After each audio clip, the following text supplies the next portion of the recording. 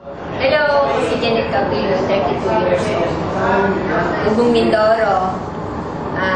Lumabas ako dito sa Manila dahil nagpagamot ako sa amin sa Mindoro na nagkaroon ako ng sakit na sabi, tumor and cancer daw. Nalaman ko dito sa Manila, sa PGS na yung sakit ko na cancer is stage 4 na daw, sabi ng doktor. Sabi niya, tatanggalin na daw niya yung aking mata, yung cheekbone, in yung aking alang-alang. Pero hindi ako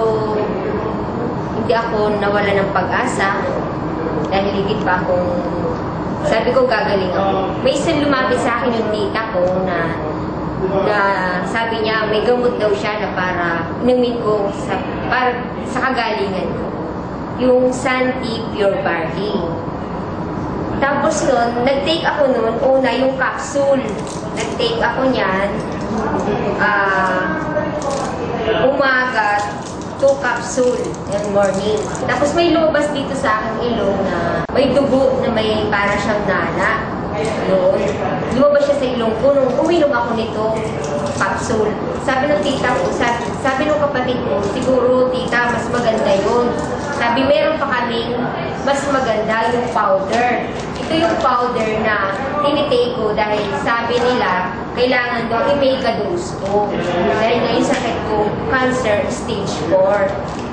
Tapos nung tinake ko siya, morning and evening ko siya tinitake. Tapos tuloy-tuloy lang yung inom ko, umaga, hapon. Ito na lang pinagpatuloy ko. Wala namang pinibigay yung doktor ko na ibang gamot, kundi ito lang yung ininom ko. Nalaman ko napang ko sa sarili ko na nagkaroon ng magandang improve yung hitsura ko ngayon. Nawala yung nararamdaman kong mga sakit-sakit, pati yung okay na yung mata ko yung naging okay na. Dahil dito sa Santi Pure Barley. Nagpapasalamat ako. Binigyan ako ng Santi Pure Barley na maganda para marugtungan yung pangalawang buhay ko.